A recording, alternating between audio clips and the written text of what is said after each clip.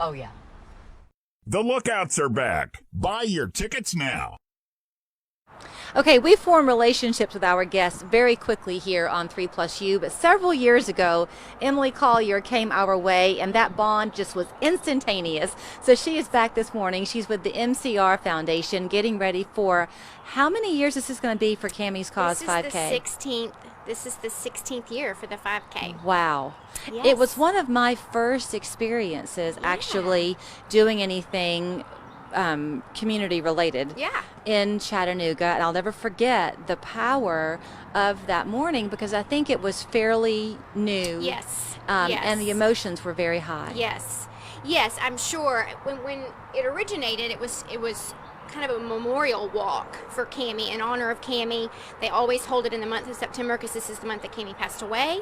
And so over the years, it has kind of built from the memorial walk into a full-blown 5K run. So that element is still there where we're honoring Cammy. We always hold it in September, and now we've just been able to take that to a larger audience with adding the run and the official 5K and the Chattanooga Track Club. They come and they time it for us, so it's an official road race. So it's kind of been neat to watch that progression of just something kind of beauty for ashes. And Cammy is Cammy Robinson, and her mother Jan began those years ago, the whole MCR Foundation, and I've had enough opportunity to talk with her and then with you to really see how things have evolved over these years, where you've got much more of a stronghold in the community maybe than you ever thought possible. You are at MCR a resource for countless families. Yes, we definitely are. I mean, I think, it kind of takes time for people to kind of catch on to what you're doing and that you're here, and then word of mouth. And so I think it's always great. We get, I got a phone call last week from a guidance counselor at a high school that we haven't worked with before, but she had, gotten our information at a health fair, and it was like, oh, this is great. This is exactly why we're here. And people are utilizing us sometimes when we don't even know it. And what, I'm sorry, we know the information, so I haven't shared it with you yet, but it's to help people who struggle with eating disorders, right? Yes, so we promote positive body image and self-esteem, all for the prevention of eating disorders. And we do a lot of education early on. Early intervention is the best form of prevention. So we do a lot of education, especially in the schools where we specifically talk about positive body image. And when they're at that young age, we don't talk about eating disorders per se, but we're trying to build that framework of positive body image and loving your body, so that when you do get in the high school and college and you're kind of inundated with a lot of that social media, and I know I always harp on social media, but it's true. For a very good reason. It's true. So, we want to build those foundations early and talk about that early on with kids, to just really love your body and embrace your body and all the things that your body can do, and what your body can do for you in the future. And we want to talk about that early. So we do a lot of education in the schools, but we also have information like for guidance counselors, and we have pamphlets that sort of explain, these are the warning signs, this is what to look for if you see some things that you feel like are not what they need, where they need to be. You can call us.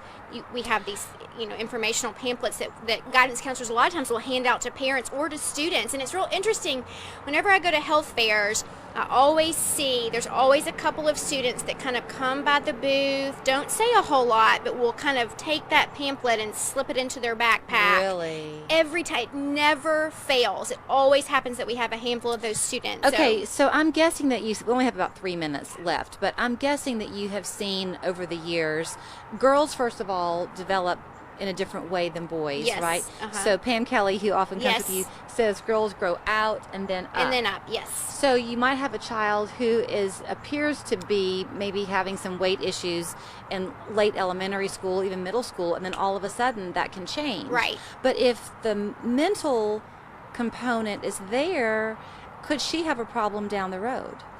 Yeah, I mean, I think, certain individuals are kind of predisposed to certain things and certain triggers, and like stress and things like that. A lot of times, the weight can be, something that people feel like they need to control. So yes, it can happen, even though, and that's part of what our education is to make sure that kids and students and teachers and physicians understand and talk about that often, about that they grow out first and then up, so that when kids are going through that, they understand this is a very natural process, and it can change. Right. And if we kind of talk about that in a very healthy way, it can possibly prevent kind of that anxiety around that will then kind of can grow. I always take more time than I have with Emily. So with the minute we have left, the race, the official race, is the 16th? It is the 18th. It is this Saturday.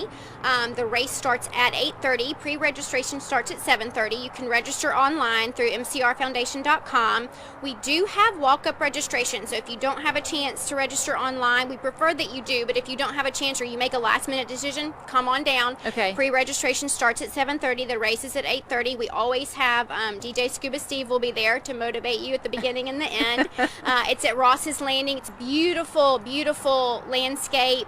Just a great thing to do, especially we are in the middle of a pandemic. It's a great outdoor thing to do. The whole family can participate. There's a 1 mile fun run for kids. Perfect. My kids are doing it.